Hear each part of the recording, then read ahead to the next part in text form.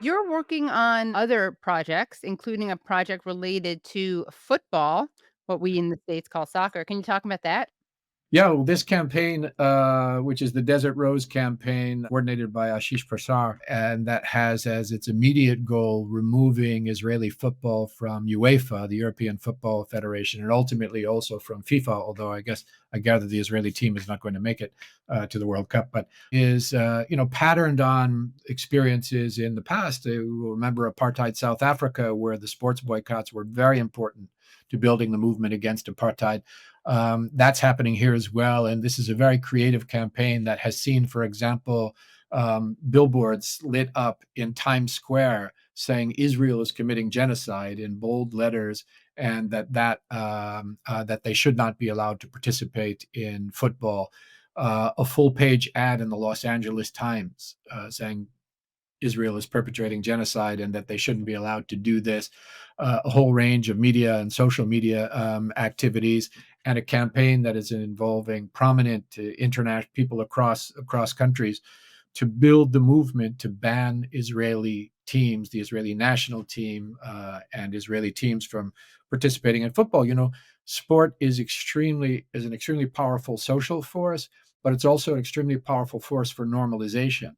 And the idea that you can have effectively Israel represent as it's perpetrating genocide, as it's perpetrating apartheid, as it's perpetrating persecution and host of other crimes, to be able to just behave as if normally in sports and in culture and in what is it called, the Eurovision Song Contest, all of these kinds. This all contributes to the normalization of a regime that must not be normalized, to the normalization of crimes that must not be normalized. And so, learning from the experiences of the past of these kinds of sport boycotts, this campaign is working to try to put an end to that normalization.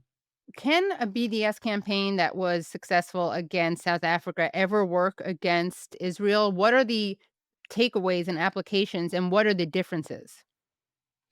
Well, it can, it's interesting. This is one of the issues that has been examined by the Gaza Tribunal as well, with experts who have been testifying on the importance of that model of boycott and divestment and sanction, adopted from the experience in South Africa and applied for years now, quite successfully, to the isolation of the Israeli regime. So, BDS has registered a lot of successes in getting major corporations to withdraw their complicity with the Israeli regime. And overall, what that contributes to is the isolation of the regime and making it more difficult for those who normally don't pay attention to such things to contribute to the normalization of the regime. It's not a magic pill that is going to liberate the Palestinian people overnight, but as a part of a larger campaign of solidarity with the Palestinian people and insistence on the application of international law. You will remember that Francesca Albanese has produced a very compelling report showing how these companies are actually the lifeblood of occupation, of apartheid, of genocide in Palestine, and that the Israeli regime couldn't do it without them. And so that pressure to pull that support away from the regime is an extremely important piece of the larger struggle for solidarity and ultimately for justice. So yeah, I believe it's hugely important. And whatever we're doing in our medium-term goals, maintaining that drumbeat of BDS and of isolation of the regime and a rejection of normalization is an extremely important piece of the struggle. Great.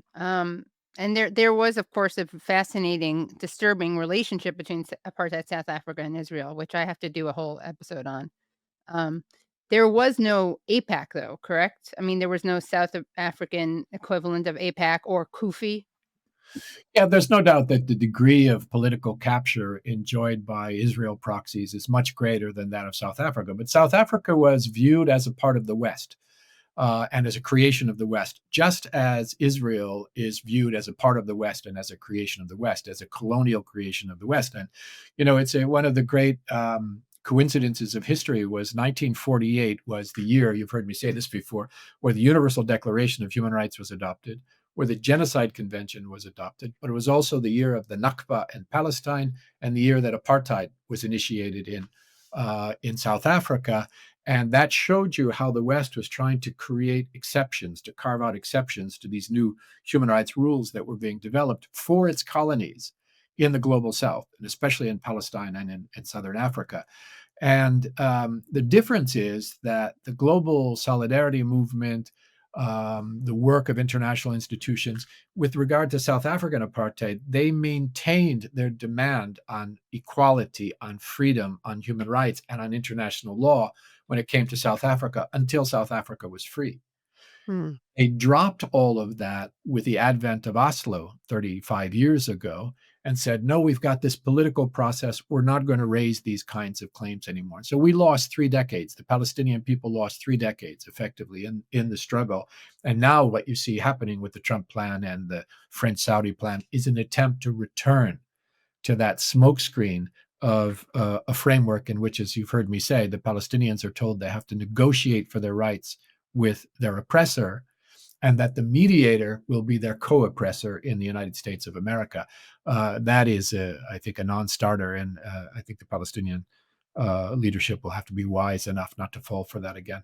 Um, so, yeah, so there are many parallels, but it is different now. It is a harder climb because of the degree of capture of Western institutions, because of the complicity of Zionist billionaires, the Adelsons of the world, and others, because of the degree to which the US Congress is bought and paid for by an oppressive foreign regime and its proxies, the complicity of Western media corporations. All of that makes it much harder. But, remember that the West, and especially the United States, was supporting the apartheid regime in South Africa right up till the end of the 1980s.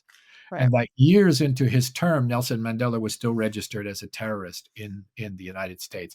It was the people, it was the synagogues and the churches and the mosques and the labor unions and the organizers and the human rights defenders and the peace activists and ordinary people who continued through BDS and other acts of solidarity to put the pressure on until it was impossible for Western support for apartheid to be sustained. And that's our mission now with Right. regard to Israeli apartheid and genocide and occupation. And artists like Keith Haring and musicians Yes. also, yeah. The Gaza Tribunal that's being held in Istanbul that Craig himself helped organize. I'll also be not only covering it, but delivering testimony there on the complicity of media in the genocide. And this tribunal is taking place from October 23rd to October 26th. So make sure that you subscribe to this channel if you haven't already. That's the Katie Halper Show by hitting subscribe and then the bell so you don't miss any streams that I do while I'm there and any media posts that I make. Also follow me on social media. That's KT Helps, letter K, letter T, HALPS. That's my handle on Instagram and on Twitter. You can also find me on Facebook. And again, I will be posting live streams and interviews and clips throughout the tribunal. So again, press subscribe and then hit the bell. Also, make sure that you hit the thumbs up. Only do it once so you don't cancel it. And that helps beat the algorithmic suppression.